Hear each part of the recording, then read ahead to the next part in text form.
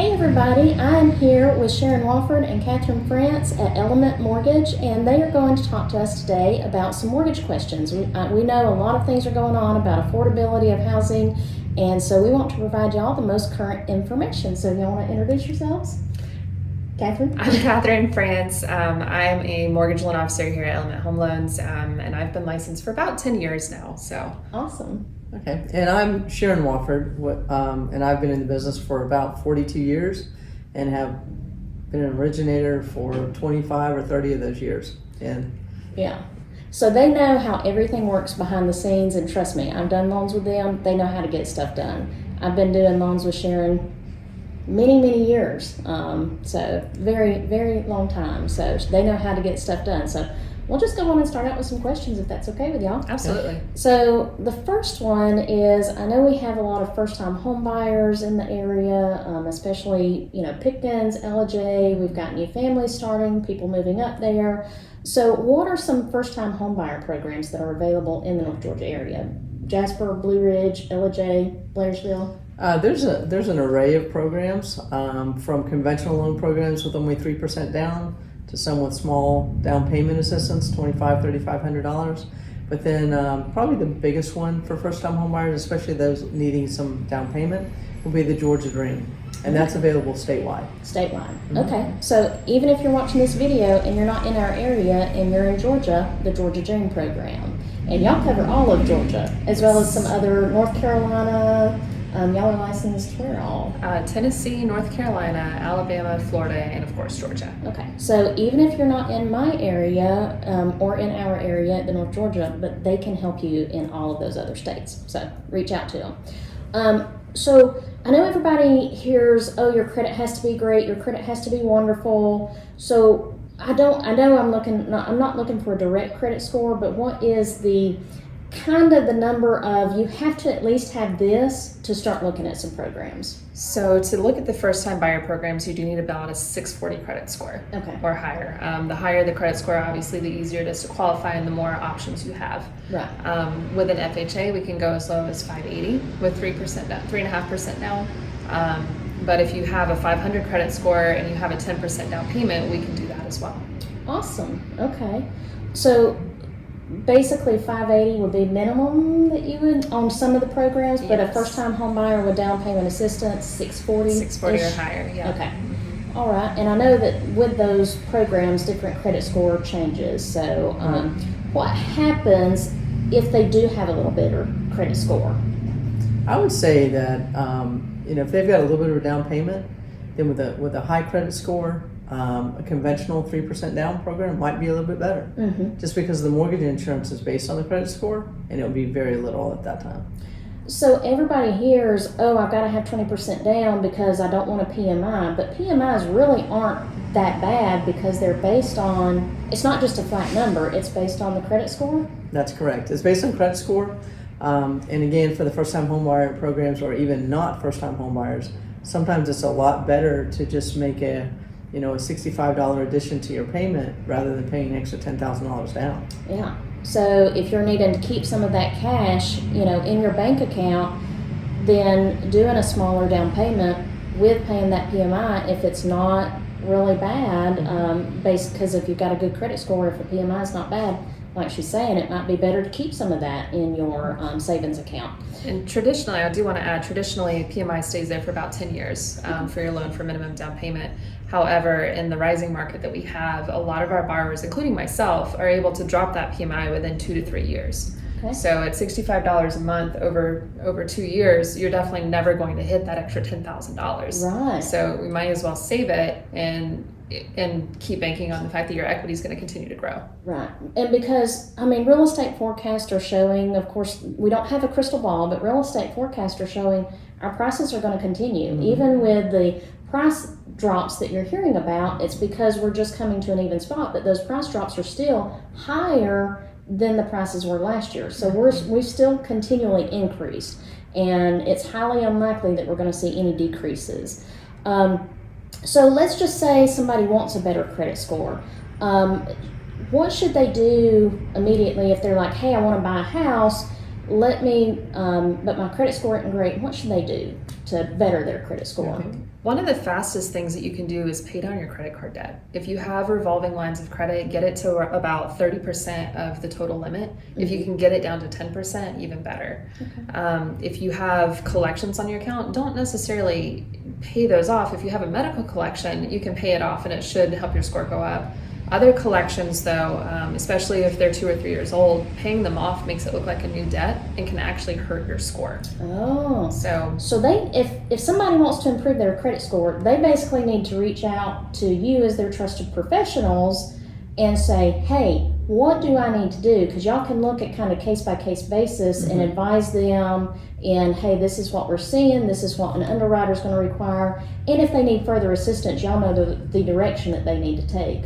Exactly. Now, you were telling me something about medical debt that I had no clue about, because let's face it, medical insurance, everything else is so high, so sometimes we do have that medical debt. So you were telling me something earlier about medical debt. Yeah, if so new laws have been passed that if you have a medical collection and you pay it off, it's completely removed from your credit report. It doesn't stay there for 7 years like a traditional collection does. Yeah. So paying off that medical debt is actually beneficial at this point. Wow. Additionally, I think it has to be, was it $2,000 or $500? It has to be over a certain amount for the medical collection to even report to I think your... it's 500. Yeah, I believe it's 500 before it even has to report to your credit report.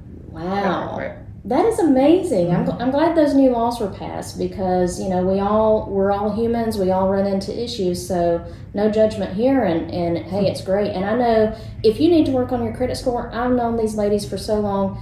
We've all been there. All of us have had to work on credit, and they're not don't be ashamed to come to them and say, what do I need to do to work on the credit? We all have PMIs, you know, that we've worked on. We all have lower down payments that we've worked on. Don't be ashamed because they're not going to think twice. They're wanting you to achieve the American dream about being homeowners. So well, and do know that more than half the people out here do need to have something done to their credit, and they may be really close to the next credit score level, and we like to help them get to that level to help improve their rates and their mortgage insurance. Yeah, they're not just out here to get you. I mean, of course they want to give you a loan, but they're not out here just to say, okay, let's get you closed. They're out here to decide what's best for you and your family. One of our biggest goals here is sustainable homeownership, and we talk about that a lot. We don't want you to just get into a house where you don't know what you're doing, you don't know how to manage your finances. We want you to be able to buy a house that you can afford, know how to keep your credit good, and then that way you can sustain that homeownership instead of going into foreclosure or losing it down the line. Yes, because we don't want, you know, for people, home ownership creates generational wealth. Right. So we don't, like you, we want people to stay in a house so that, you know, their family starts benefiting from the increase in having wealth with your home, right. You know, so. And I do want to make it clear too, our first time home buyers range anywhere in age from, you know, 20 years old all the way up to 65 years old. So just because you're maybe a more mature home buyer and you've never bought a house before, that doesn't mean you can't still be a first-time home buyer or that we haven't dealt with that before. And I think we'll start seeing an increase in age. I don't know about you. This is just my personal opinion. Kirby Smith here talking, nobody else's opinion. But I feel like our age will increase because of the affordability issues that we have been having. I know that some people are moving out of college and having to move back in with mom and dad or get an apartment together with friends. So I feel like in the next few years, we'll see an increase in that age being first-time home buyers. So you're not in the minority. Reach out to us, I promise. So speaking of first-time home buyers, I'm kind of going off my questions here and skipping the order, but it's a good time to ask. Is there in Georgia a time frame that if you haven't owned a home, if you don't have a deed in your name for a certain amount of years, are you now considered another first-time home buyer? Yes, and it's 3 years. If you you haven't owned a home in 3 years, you are now considered a first-time home buyer again. So they would qualify for different first-time home buyer loans then? All of them. All of them. Okay. So if you haven't had a deed in your name in 3 years, then you're now considered a first-time home buyer, even if you've owned a home in the past. So you get those programs as well. So I know with the affordability that we're talking about, some people might need down payment assistance. So do y'all, you've already mentioned Georgia Dream. Do you know how to, obviously you know how to, but deal with that down payment assistance program with them? how you can, We use that program a lot. okay. And, one of the biggest objections to someone being able to buy a house, or the biggest, stumbling blocks, is the down payment. And, maybe you can get the seller to pay the closing costs, but you can't get them to pay the down payment. And maybe you don't have a family member that can help you.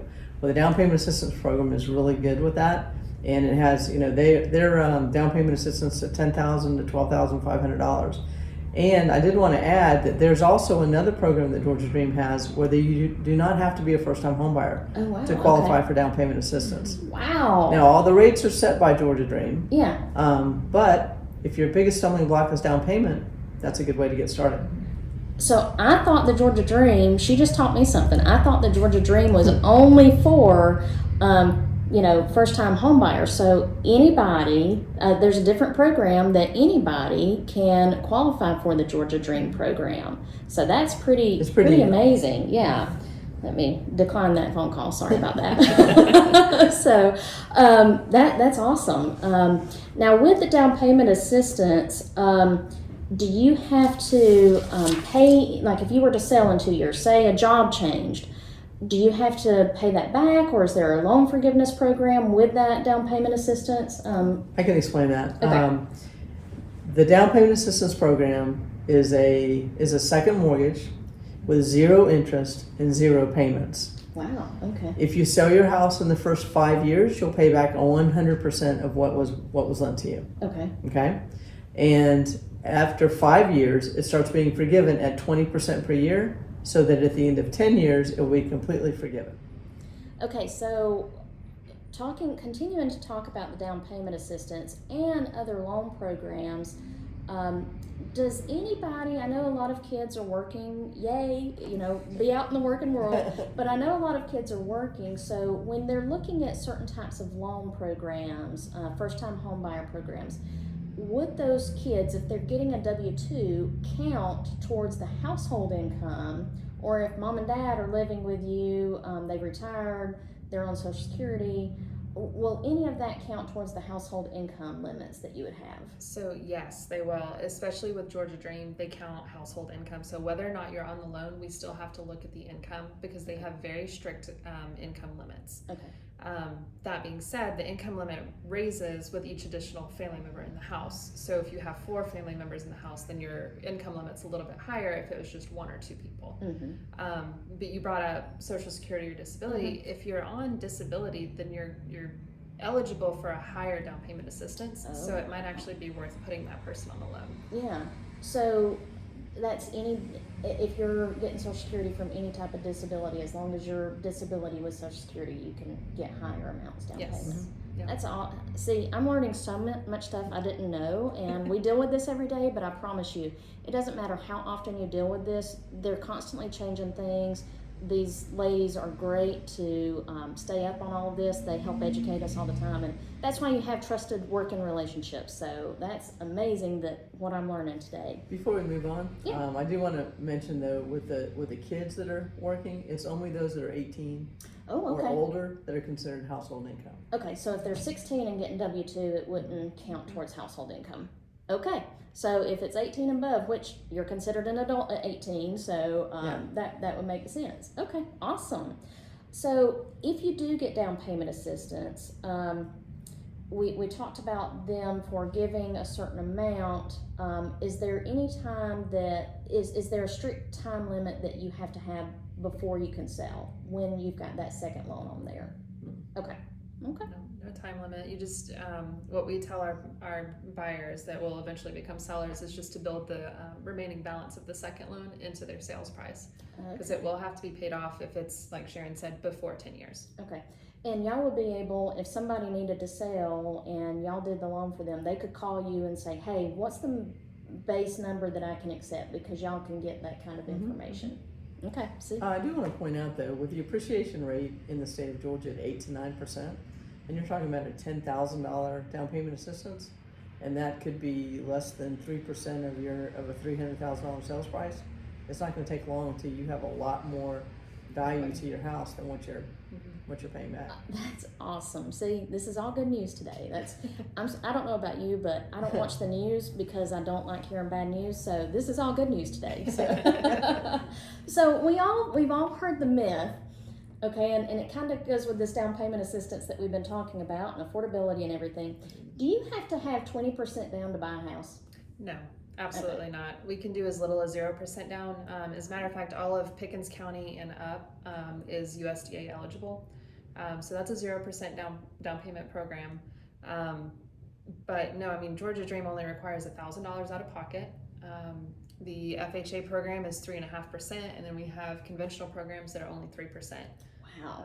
And like we said earlier, yes, that does mean that you'll have mortgage insurance with it, but in this market, your mortgage insurance will probably fall off before you ever make up the difference in the down payment. Yeah. So y'all probably do know the steps. If with the appreciation rate, say they've owned the house for 3 years and they want to see if they can get rid of that PMI, which PMI is private mortgage insurance. So can they call y'all and say, how do I get rid of this PMI? Or can we get rid of this PMI? So if you've got a PMI, this is anybody in general right now. If you have a PMI, even if you didn't use them for the loan, reach out to them so that they can work on possibly seeing if that PMI can be removed and redoing the loan on that. In a lot of cases, you don't even have to refinance. Okay. You just call your current mortgage. This is for conventional loans. You Okay. call your current mortgage servicer. Okay. Tell them that you want to drop your PMI. They'll send out somebody to appraise the property. If the property appraises high enough, then they'll agree to drop the PMI. Okay. So reach out to your current mortgage person and see if they need to do it. So here would be where if they haven't even bought from y'all, possibly that y'all would come into play or used y'all for a loan, is we hear a lot of people saying date the rate, marry the house. Okay. I don't necessarily use that term because it's weird for me to say that, but I tell everybody don't go crazy about the rates. They're okay. We're not going to see the rates back at 2 and 3%. I'm sorry. It's not going to happen. If you're waiting for that to happen, you just get off that horse because it's not going to happen. But hopefully we'll settle around the 6% to 5%. Hopefully it'll be somewhere in there. But what would you suggest if they do have the higher interest rates, or what do you suggest to people who are trying to decide if it's time for them to buy? Should they go on and do something in hopes that the interest rate that y'all could do, and what programs do y'all have that would allow them to, refinance later? So what we talk about is if your payment is, say, $200 more per month at the higher rate than what you would want to pay at 3.5% or 4%. So it's $200 more per month. Yeah. But if you wait to buy that house, a $400,000 house, for instance, at today's appreciation rate will be a $432,000 house a year from now. Yes. All right. So if you waited to buy that house, now you're going to pay $432,000 for it instead of $400,000. So the $32,000 compared to the $200 per month, that's $2,400 in a year you just spent extra on payments. Wow. Compared to the $32,000 you just lost. So we say go ahead and buy now and then refinance. We do expect the rates to come down in 2025, and they may settle around 6%. 6% is a lot better than 7 or 7.5. It is. And the payment's going to be a lot lower then. So we do a 5-year rate drop program where we'll refinance the person up to 5 years after they've closed with no lender fees and no appraisal fee. Wow. So we want to help them reduce the cost. And we work with the attorneys too to help them go back to the attorney and see what they can do to help reduce those fees too. But everybody tries to work together because we want everyone to be able to step down with the rate. Exactly.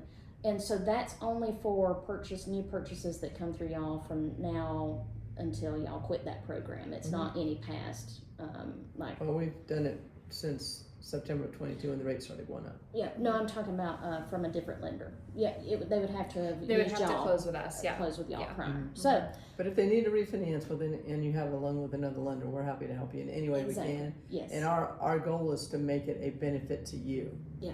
So we want to work out the cost too.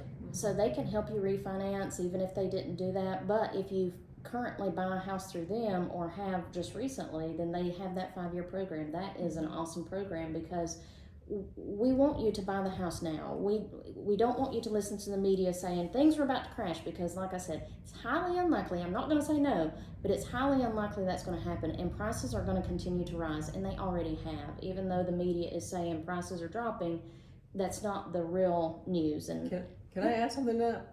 So statistically speaking, over the last 72 years, the values of houses have only declined 7 times. Yeah. Okay, those 82 are years? 72 years. Oh, And 72 those are monthly, those are figured monthly. Yeah. So only 7 times has the value dropped. And 4 of those times was during the last recession that we had in the Yes. early 2010s. Yes. So the likelihood of the values going down is very, very low. Yes. That's why we say highly unlikely, and she's just giving you straight facts, people. That's how it is. Take it, it's what it is. We're not trying to talk you into sales. We're just giving you the facts because we want people to continue the American dream. We don't need you to rent all the time because you're not building generational wealth at that point. So we've asked about the 20% down to buy a house. We've talked about the date the rate, marry the house. What type of loans are available in general, not just down payment assistance? And I know you've mentioned USDA, FHA, and conventional. Is there anything else besides those, or is that just really you're looking at conventional, FHA, USDA? Those are your basic programs. Yes, we do have some products that we can offer out-of-box solutions. I know a lot of people who are self-employed are nervous about buying a house because they're self-employed and can't qualify. That's a buyer that we actually work with often. And now there's more programs out there that we have bank statement programs, we have deposit programs, things like that. So there's ways around it, and there's different options that we can figure out how to help somebody for those out-of-box products. And then one of the big things that we do that we haven't hit on yet is a VA loan. Yes. And we work with a lot of veteran borrowers. Actually, I think everybody in our office comes from a veteran family background, so it's something that we're actually very passionate about. That's awesome, and I always like having those VA buyers because first of all, I'm able to sell real estate because they continue to protect our freedom, and so thank you if you're a veteran. I really appreciate your service, and the VA programs are a great program. That's also depending on maybe 100%. You're the expert on those. So what kind of loan programs are there with the VA? Always 100%, Always 100%. Is available. The difference comes with your VA funding fee, whether you've used your VA before, and how much you're putting down, and whether you have a disability rating or not. Okay. So we're in a second home market. Some of being LJ Blue Ridge, that's more of a second home market. If somebody is a VA buyer and they currently have a VA loan, are they still able to use a VA loan to buy a second home, or it has to be primary? It has to be a primary. Mm-hmm. Okay.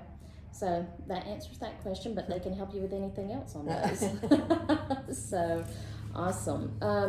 So their buyers are under contract. The real estate agents have already worked out the inspection issues, anything that comes up, and now we're just coasting through the finance contingency, which is the time period that you're able to work on your loan and make sure that the house can appraise, that you qualify for the loan completely, so the underwriting approves everything that you have. What is the number one thing, though, that happens before closing that the buyer does with their finances that stops a closing from happening? They buy new furniture or open a new line of credit. Yes. Buy a new car. It might be incredibly tempting to get that 25% off discount at Home Depot on your paint. Yes. But that's going to open up a new line of credit, and that's going to put the brakes on a loan, because then all of a sudden we have to verify the line of credit. We have to verify that it didn't drop your score. We have to verify there's not a major payment due. And if you're close on your debt to income ratio, that payment could make or break the loan. Okay. We have actually had a borrower pull up to closing with a truck full of furniture and made them take it back. Oh, so no. Yes. it's something that does happen. So we're very clear about that in the very beginning. Don't buy anything until without running it by us first. Yes. So that's everybody, when they buy a new house, wants new outdoor furniture, new indoor furniture, new beds. They cannot finance any of that, or they can't even, not just financing, they don't need to use any of the cash deposits in their account and they're like, oh, well, I don't have to finance it, I can pay cash. They still don't need to do that because y'all verify those deposits. And isn't there a certain amount of money that has to be in their account for so long to cover like a payment or two that is there? The reserves? The reserves, yes. Just as long as we verify it. Yes. So once we verified it, it's done. Yeah. But something could come up. There could be a reason we have to update an account. So Yeah. we want that money to stay in there Yes. at least until after closing, a day after closing. Yeah. If you plan on doing anything about buying new furniture, new car, new anything, wait until after, like a day or two after your closing to do anything. Yes. So you might have to be sleeping on an air mattress the first night if you don't want to take old beds with you. That's okay. Wait and get the loan through because it is. I've had that same thing happen to me the day before closing. A person got a credit card because he got an email and is like, oh, you're pre-approved for this. And he thought, well, I'm going to buy all my furniture. I'll just put it on this 0% interest credit card that's 6 months and I won't have to use any of my cash.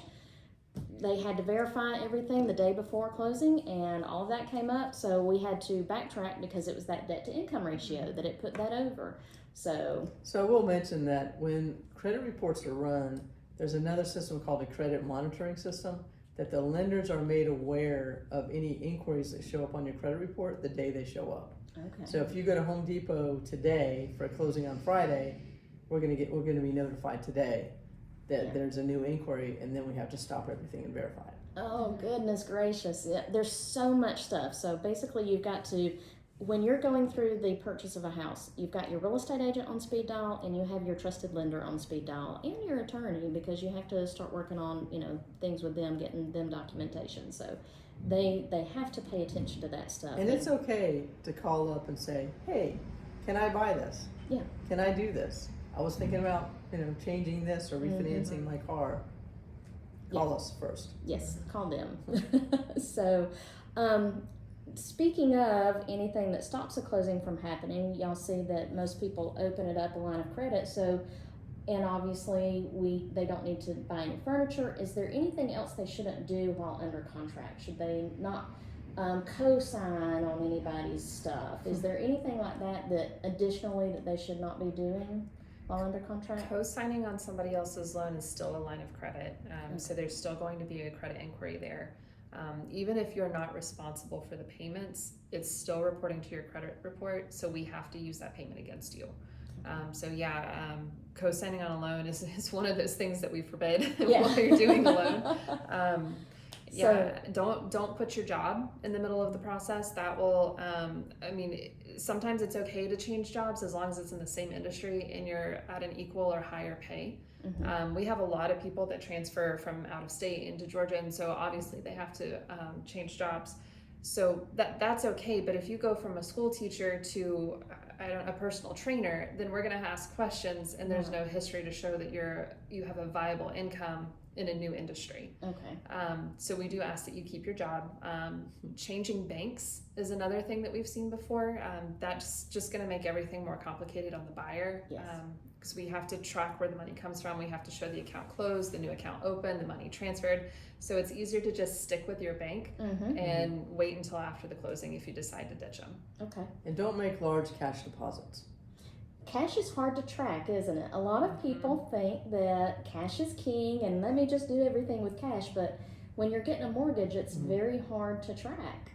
We also really don't accept cash payments because for earnest money because the serial number has to be different. There's all these rules. So y'all are the same way. If a buyer was to give a cash earnest money, y'all would have to turn it into something else, wouldn't they? We would, and the reason for that is there was something introduced several years ago called the Anti-Money Laundering Act. And so we have to be able to verify where each of the funds come from, and that act was put into place to basically thwart terrorism, like funding of terrorism. A lot of those institutions use cash because it's undetectable, so we have to know exactly where that comes from to make sure that they're not illegal funds. And I do know that there's a lot of people, especially in North Georgia, that do have what we call mattress money. Yes. And so it's cash that they've been keeping out of the bank that they've been saving up. If that's the case, then we need to know ahead of time, and then we have a plan to kind of help us figure out how to make sure that those cash deposits are okay. Okay. So that's it's going to take a few more months before you can get started. Yeah. But it's something that we should talk about before you get under contract.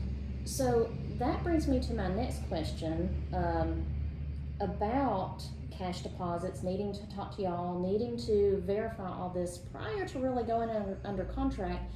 We all hear that sellers want a pre-approval or a pre-qualification letter for buyers, and of course us agents want to know that too, because it's not that we're trying to verify, that you can buy a house. That's not what it is. There's a lot of times where somebody will think, I can only afford this much in a house payment, and really you can afford this much. So what is the difference and importance of having a pre-qual and pre-approval letter, and the difference between the two? So pre-qualification is you've had a conversation with a loan officer and you've said, this is how much I make, this is how much I have available to put down, and my credit scores are this, and this is who I owe. Mm-hmm. And we put some information together. That's a pre-qualification. Okay, it looks like you could afford this. A pre-approval is we have looked at the credit report, even though we do usually just do a soft pull on the credit, so it doesn't affect your credit score. We've looked at your pay stubs. We know where your money's coming from and understand the source. And at that point, then we can issue a pre-approval. Mm-hmm. And we know it meets the guidelines. Right. And a lot of listing agents will want it run through the automated underwriting system.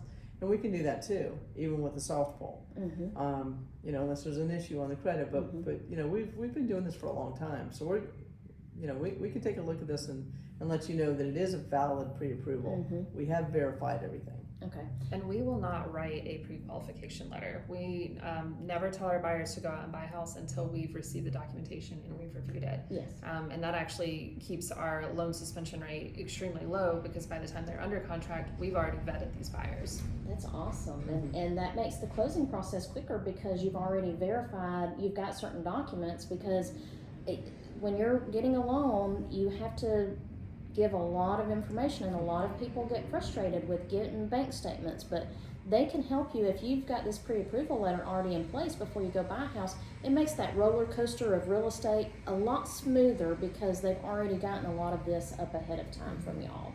So, and speaking kind of in that, and mattress money and everything else, I just wanted to add too that a lot of people, and I know y'all have probably seen this, but I've had people tell me, well, I'll just bring the down payment in my suitcase. And I've been in real estate long enough where that has happened, where people try and bring money in a suitcase. You can't have that. It can't be accepted in the state of Georgia that way. Anything over $500 has to be certified funds that's coming into the attorney. So that helps y'all when you do the pre-approval process. They can get all of that information to you and saying, hey, you might have a suitcase full of mattress money, but we need to deposit this in here. And it's also a lot of safety, because you as the buyer, if I'm talking to you and telling you need a pre-approval letter, and if you don't understand why, some of it is for the safety of the agents as well as the seller, because let's reverse it, and I do this a lot, reverse it to where now you're the seller. Are you wanting people that we haven't vetted to come straight into your house as a safety issue? Everything's already online. They can figure out all the information about you. So that kind of shows that you're serious and not just somebody coming in to scope out the house. Right. I'd like to mention too, we get a lot of calls from people that are first-time home buyers, and they're a little bit nervous, and they're a little bit afraid to say, I don't really have much money to put down. Mm-hmm. And it's okay to say, I can only afford this much of a payment, whether you can qualify for it or not. If you can qualify for a lot more, that's one thing. Yeah. But you can only afford this much because you want to maintain your lifestyle. Mm-hmm. So we work with that too, and we say, okay, this is that payment. Yes. You do qualify for this, and let's let you know what kind of a house that'll buy, Yes. what price house that'll buy, so that you can buy something that's affordable, Right. not just for what you qualify for. Not just, and a lot of times, and I'm glad you pointed that out, because I like to go out to the movies. The new Garfield movie's out. I'm sorry, I want to see it. Garfield was what I grew up with. So, I want to be able to go out to the Mexican restaurant and eat. I want to be able to, go sit down at a dinner with my friends. I don't want to be house poor, and they don't want you in that either. That's part of what they were saying about the sustainability of being in a house. So definitely reach out to them. It's important to get pre-approved, because it kind of gives you the full picture of home ownership, and we don't want anybody going into it unaware We're not just out looking for a closing. That's not what we do. We're in it for affordability and home ownership, and that's what I know these ladies are for as well. So, any last thoughts you would like to share? You know, we work with so many different kinds of buyers. We have a lot of people that might have a bankruptcy or foreclosure in their past, and they're ashamed to, or they don't think that they can buy a house. That's not necessarily the case. We have a lot of people who are scared to ask questions, and when I say that we work with a wide range of buyers, I mean it. There are no questions that we haven't been asked before. Occasionally we might get somebody, but a lot of the questions that first-time homebuyers ask are the same questions that all of our first-time homebuyers ask. So like you said earlier, there's no judgment whether you have a rocky credit history, whether you think you don't know what you're doing. Those are all things that we can work with. Yes. So I mean, let's face it, life happens, and we're here again to make you a homeowner and start that generational wealth for you, and giving you some, wealth by having equity in a house. It's much more steady than maybe the stock market or something like that. In my personal opinion, Kirby Smith here talking, not But the representing value's anybody only else. gone down 7 times. Exactly, the value's only years. gone down 7 times in 72 years. That's awesome. I didn't know that fact. I knew it had been little, but I didn't know that that's actually how long. So don't be afraid. Basically, don't be afraid to ask questions. Don't be afraid to contact a lender. Don't be afraid to talk to a real estate agent. We all have working relationships. If you all know a lender, and if you have a working relationship with them, or you just know them from church, the grocery store, whatever, reach out to that trusted person and say, how do I get started with this? There's no judgment from anybody. Same, if you reach out to a real estate agent and say, I need a lender because we work on the housing side, we can't answer all your lender questions. We're going to send you to our trusted lender, and we have working relationships with them, and we trust them fully, and it's no judgment. Just reach out. Let's get you in a home. So, all right. Well, thank you so much. And I know everybody wouldn't write down what the contact information is. So in the caption of this video, we will give the contact information for them as well as myself. And if you have any questions, always reach out to one of us. We'll talk to y'all later. thank you. Thank you.